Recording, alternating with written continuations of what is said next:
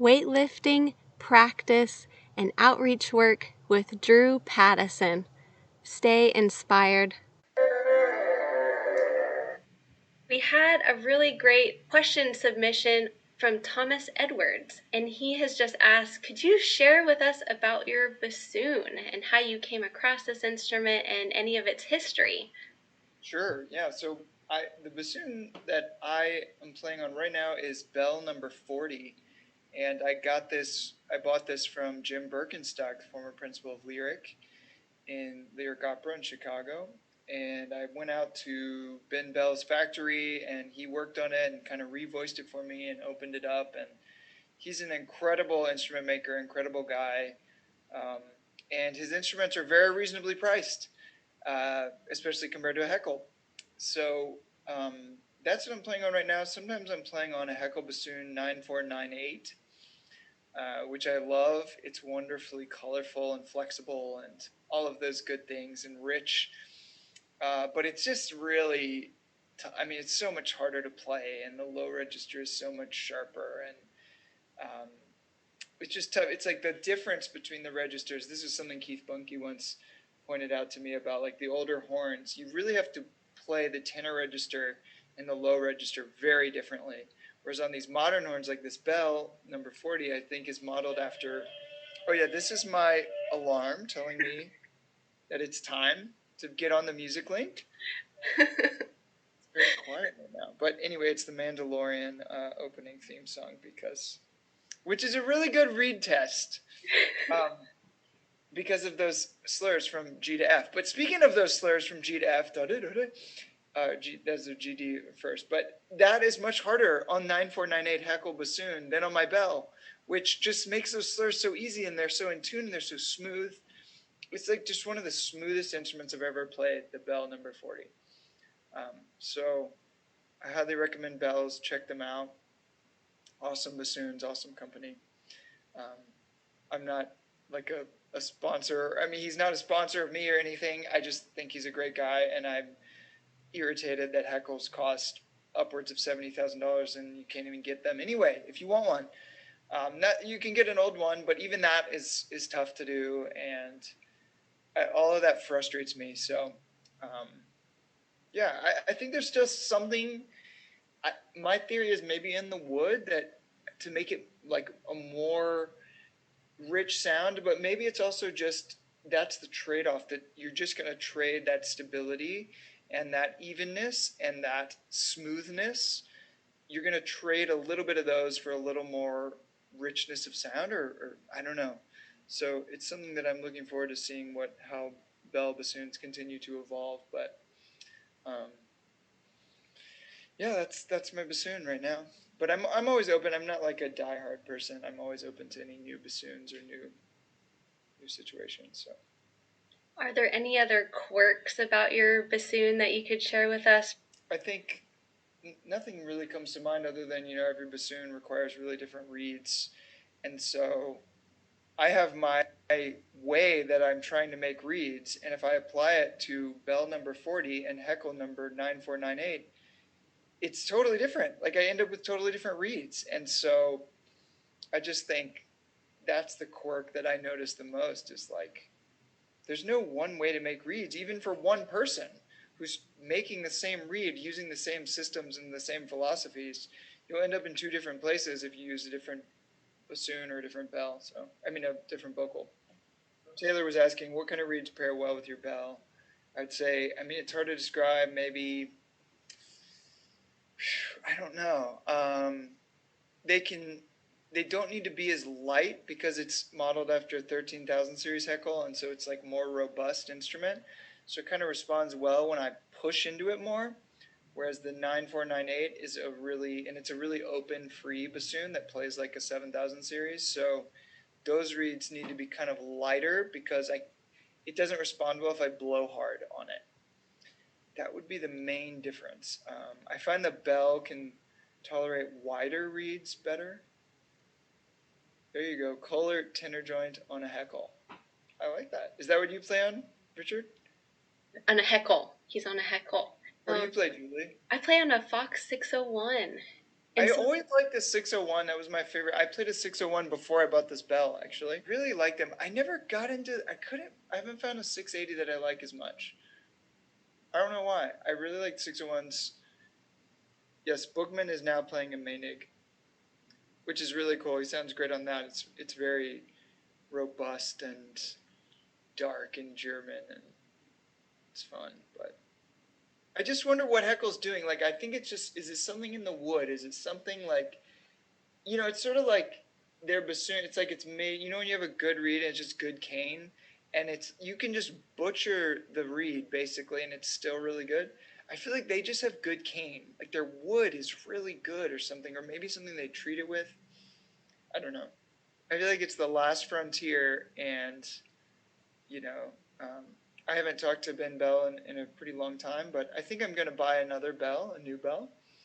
Um, but anyways, yeah, I haven't talked to him in a long time, so I'd be interested to hear his thoughts on it. But I'm interested in what people think about that, what makers think about that, and because the smoothness that Ben Bell creates in his bassoons is just unrivaled. I mean, I've played brand new Heckles that aren't nearly as smooth or even, and he's got that figured out. It's really incredible. Source of the wood too. I mean, like that's something that I know Bell sometimes makes Canadian maple and sometimes European maple, and um, I heard a story about like American GIs burning the Heckel woodstock when they came through Germany in after World War II and stuff. I mean, really interesting stuff. And then I've heard that's the theory as to why violins aren't quite as good as those old ones. Is that like climate change has slightly altered the CO2 levels, and like the wood is just different. I think too, or with the trees being younger and older, with the just yeah, the age of the tree and even maybe in nutrients and what's Right. in the wood, um, Yeah.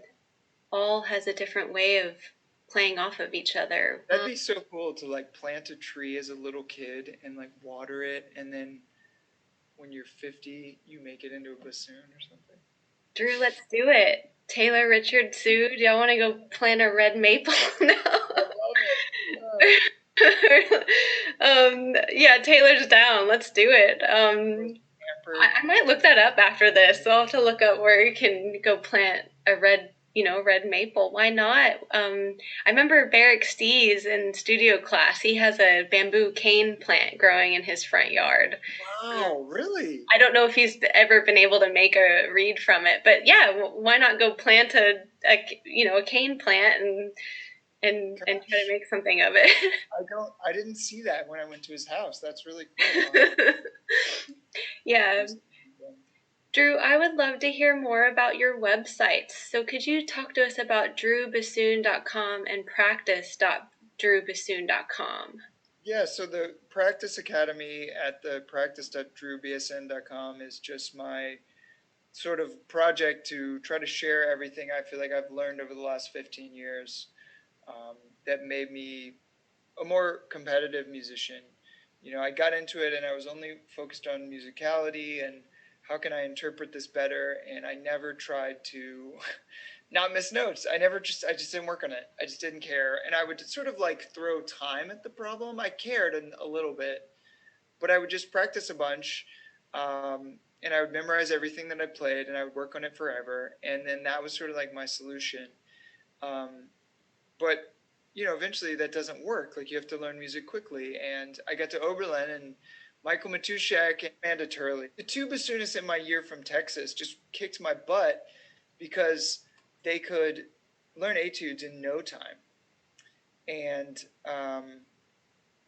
I couldn't do that. I just didn't know how. I had to memorize everything. I didn't have a good way of reading notes. I didn't know how to practice.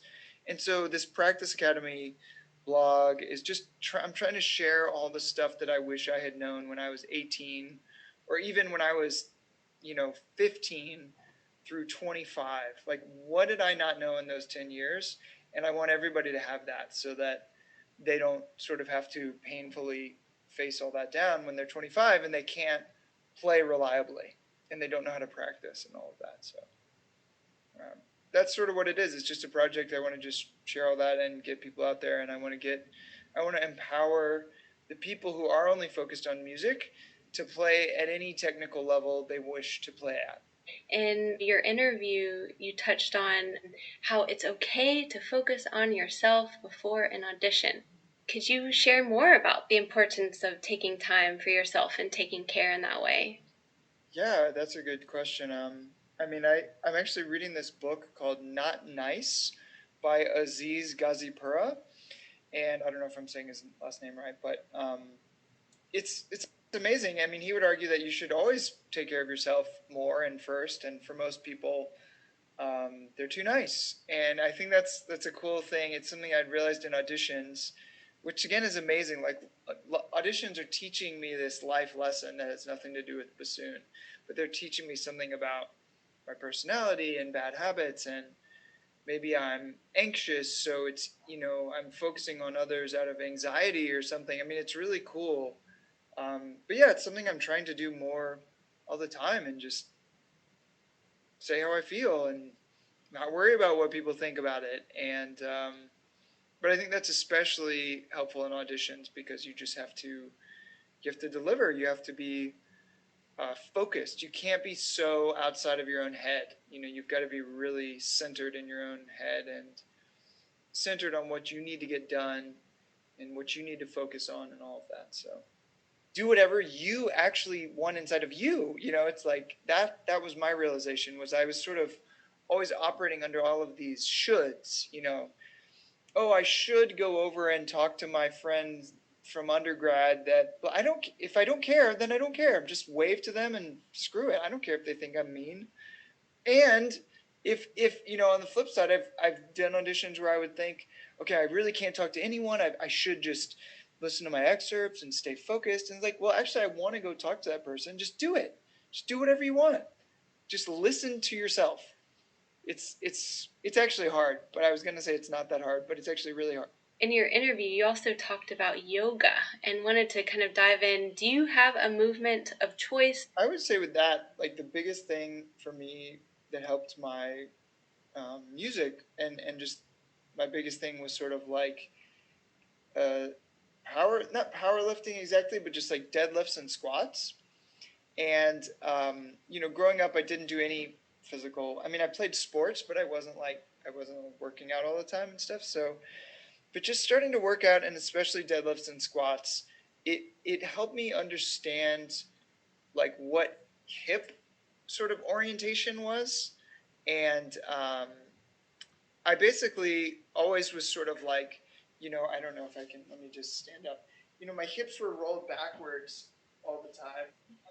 And so I never could like do this with my hips. And, the deadlifts and squats will force you to do that. And it'll force you to strengthen your core, and it'll force you to be aware of your torso. Not heavy. I mean, I'm not powerlifting. I'm a really like skinny, light person. I'm not like lifting a lot of weight, but they're such fundamental movements, and I think they were so. I used to occasionally hurt my back. Oh, my back hurts. I must have slept on it weird. No, it's that I probably picked up my groceries hunched over like this, and I picked them up with my lower back, and I didn't know. I mean, yeah, bend your knees. You hear that a lot, but like, what does that really mean? And so to go into the gym and work on bending your knees, and like, what muscles does that engage? What does it feel like when my lower back is not rounded when I pick up the groceries or when I pick up my bassoon? Um, that's my movement of choice, I'd say. And then the other one I would say is just doing some jump rope. So I do 500 jump ropes a day, and usually 15 kettlebell swings and a little five. I do 100 jumps, 15 kettlebell swings, and that's kind of like a squat-ish if I don't feel like getting my barbell off the wall. Somehow I'm lazy with that. But I do the jump ropes, I do my 500 jumps, I do my kettlebell swings, and it's just, I have to do it every day. Even one day off, I'll be sort of just, I wouldn't say depressed, because that's a real thing, but like I'll be sort of just low mood, low energy. So yeah, the 500 jumps a day is my favorite thing. But yoga too. I love yoga. I mean, I used to do more yoga. I still think it's great. So I want to get back into it. I need to get back into it. Is there a class that comes to mind that you wish had been offered to you or is offered to students now? Oh, it's absurd. I mean, we're learning like I was learning scales on piano. Like, are you kidding me? Why am I ever going to use that?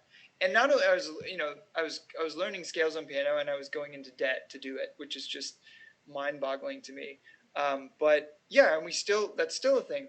The students still, I presume, have to learn scales. I don't know. I tell them, don't even talk to me about group piano because it's just going to make me mad, and the whole lesson I'm going to be mad about that.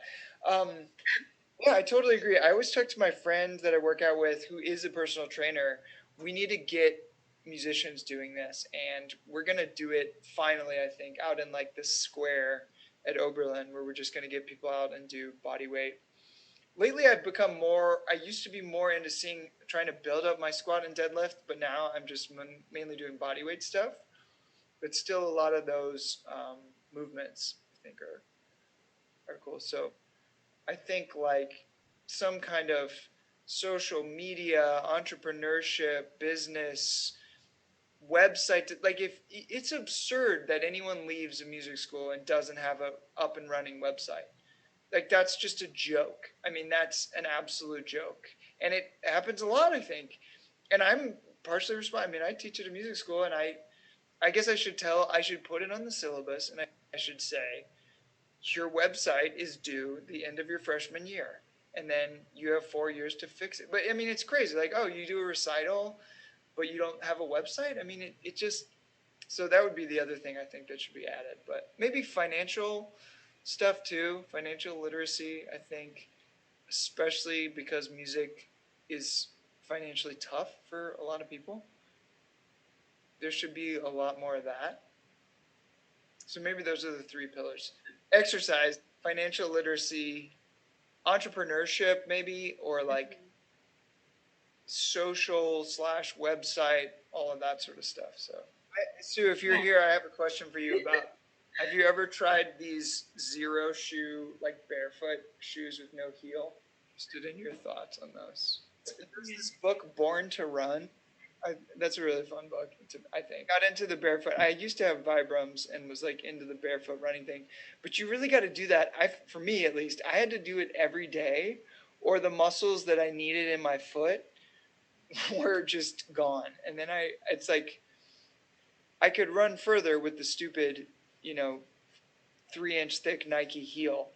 And so, yeah, but yeah, I've sort of gotten to all these like barefoot shoes that have no heel and they're really wide toe boxes, and it's kind of fun. It's fun when I'm late to work, and so I just run to work. I usually run to work because I mean not run sprint, but I just jog to work, and it's like a 4 minute jog or a 8 minute walk. So yeah, just jog. I loved hearing about your outreach work. Could you share with us any important points about the bassoon that you always try to introduce and talk about with children?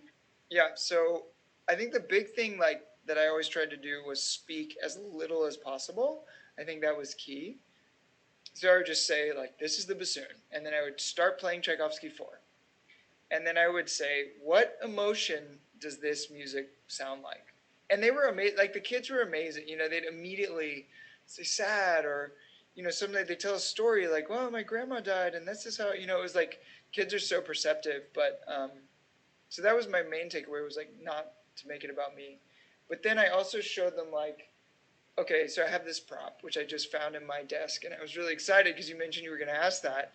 And so I would pull this prop out and I would say like, you see how the clarinet is all in one straight line? Well, the bassoon, I think it's actually it's like something like 101 inches long. Stretch this thing out, and I'd be like, this is a clarinet that's this long, and then I had a little black piece of tape on the end of it. Oh yeah, here it is. So like this is the low B flat key, black thing, and so it's like way over here, like way past my arm span, and like your mouth goes on this end, and basically the bassoon is a 101-inch long clarinet that's wrapped in half and bent all around, and so they thought that was cool. And I said, and you had to do it because we couldn't reach I couldn't reach that thing if it weren't bent into a shape. So that was my main prop.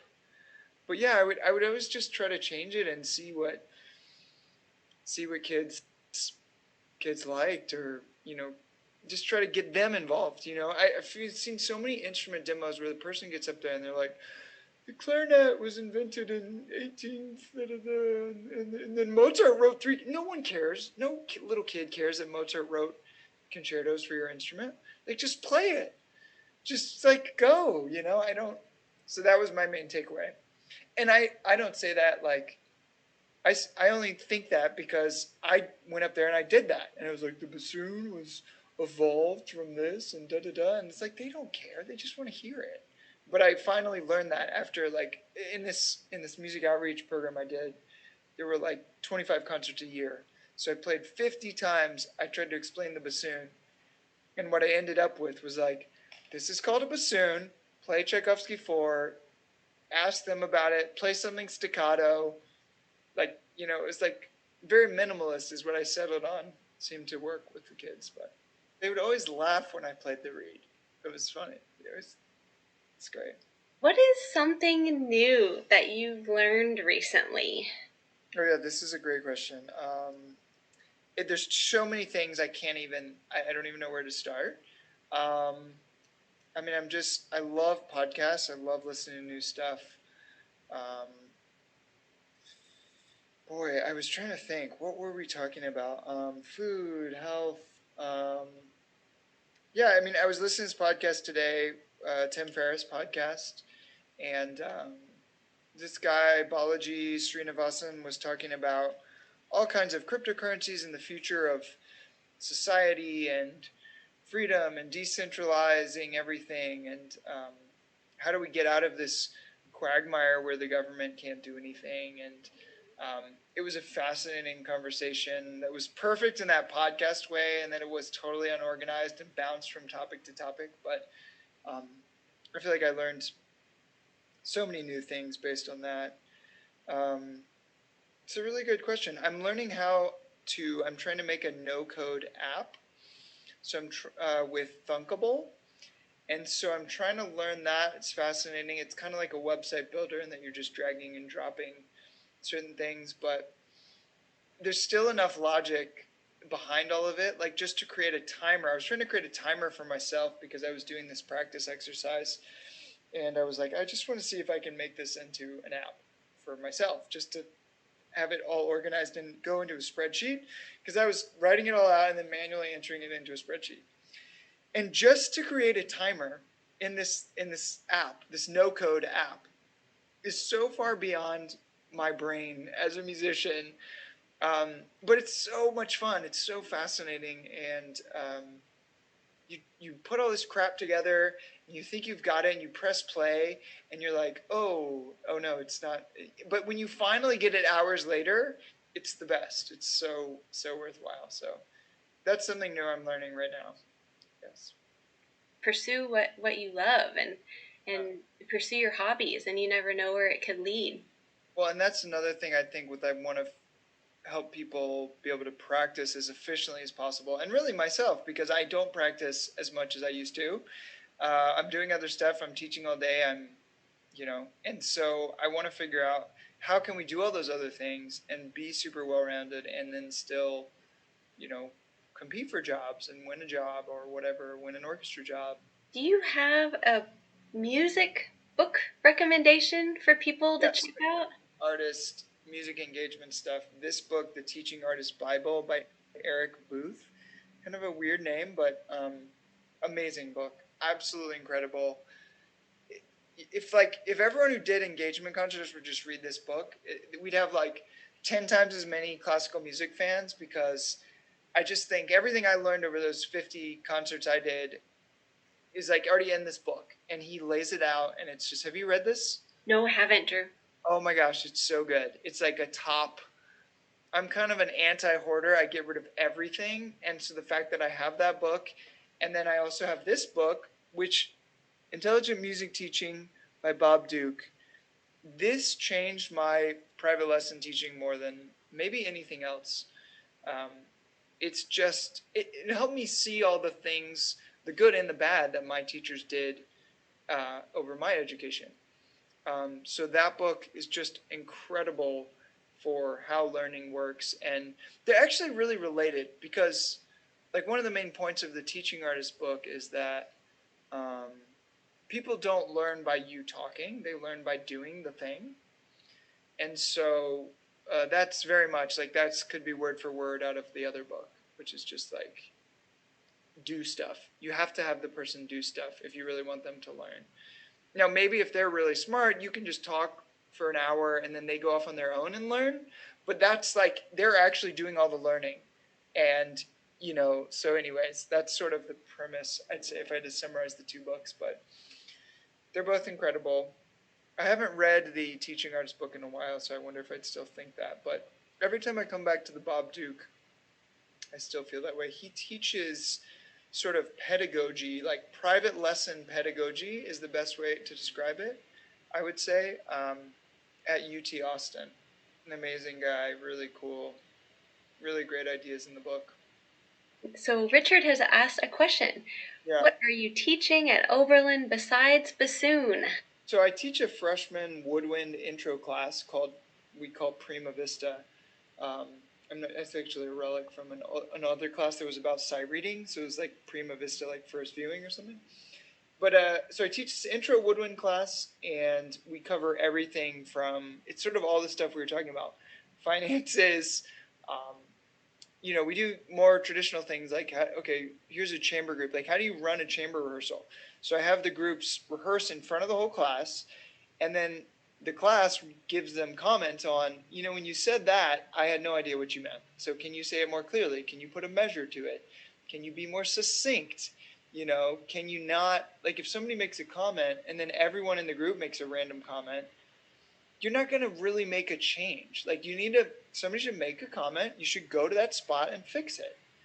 And then, it's freshmen, brand new freshmen right out of high school. And so they go to the spot and they play it, and it goes, if it goes okay, they just will play to the end of the piece. And I'm like, what are you doing? Was that good? Was it? So stuff like that. We have a chamber music unit. I did a little bit on private lesson teaching this year, so sort of getting at the other book.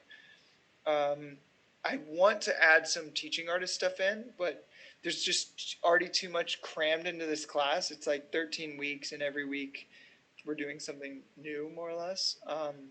What else do we talk about? Orchestral playing. We get a concert hall, and I put like the two rows of woodwinds, and one row is 50 feet away in the front of the room, and one row's in the back, and it's like, okay, play together now. We're going to start, and like you need to play together with the first violins who are 50 feet away. So how do you do that? Like, what does that sound like to sort of anticipate and play on top of the beat? And what does that sound like to lead from the back? And okay, let's tune a chord. How are we going to do that? Everyone knows, okay, tune the third lower, but like, what else? There's this thing I got from Cliff Colnott, who's the conductor of Civic and the conductor at DePaul. He says it's from Pierre Boulez.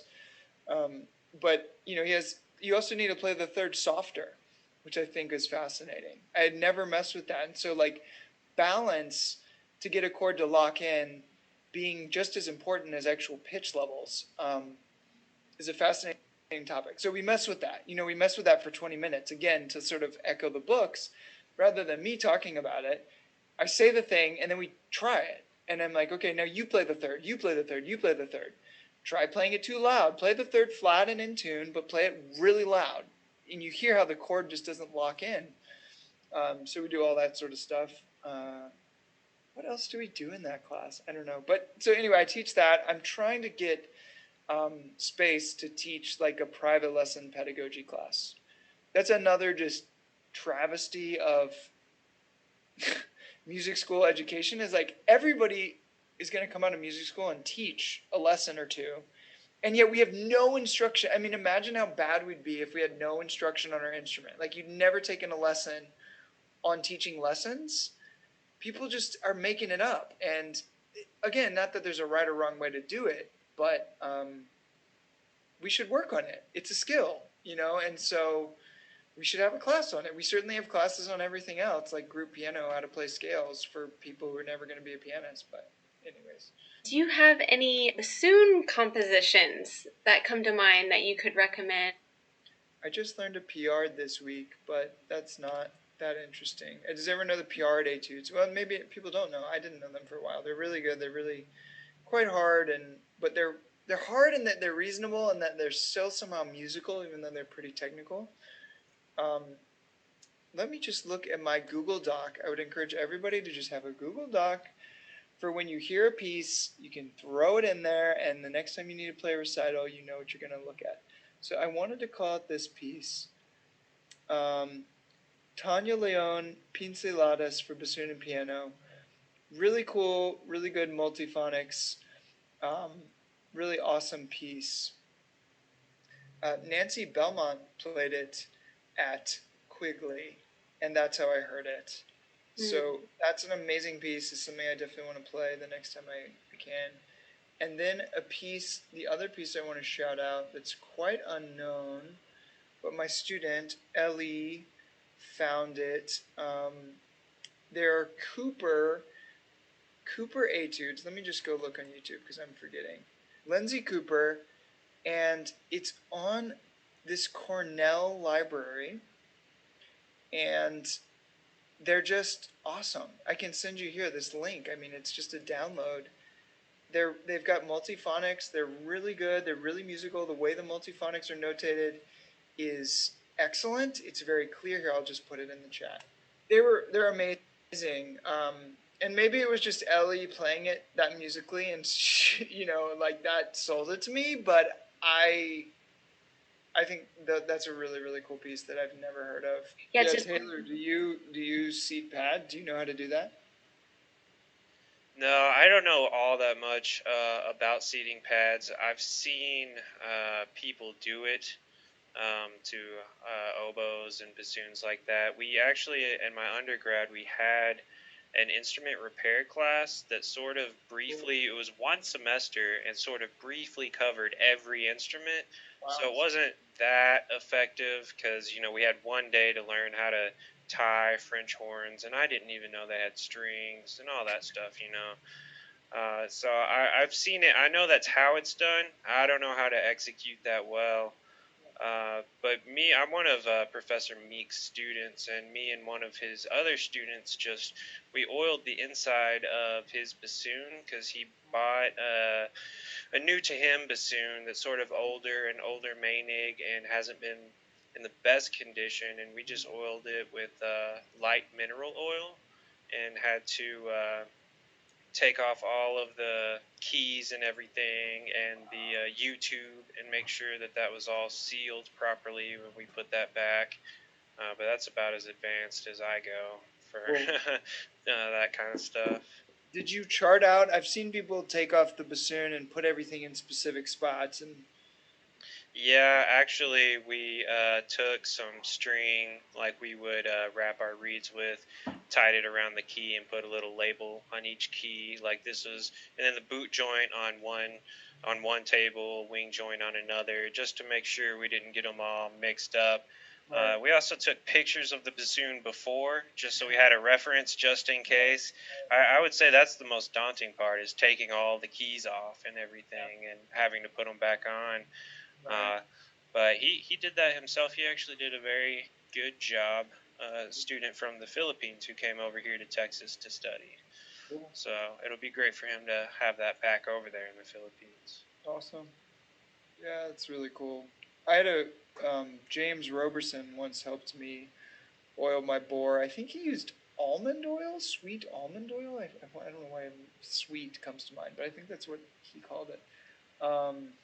It's a fascinating process. And the other thing repair people have told me is, back the screw out, take the key off, and then just put the screw back in so that the same screw doesn't move around your bassoon. It's like it gets fitted to that specific, place that it's going. So. Yeah, I think that's sort of true. I think that definitely helps. And also almond oils, yeah, also very good for oiling the bore. I know that's what Professor Meek likes to use, is the almond oil. Cool. So maybe that's a Texas thing. Might be, yeah. I'm actually from Arkansas, so maybe cool. the light mineral oil might be a Arkansas thing.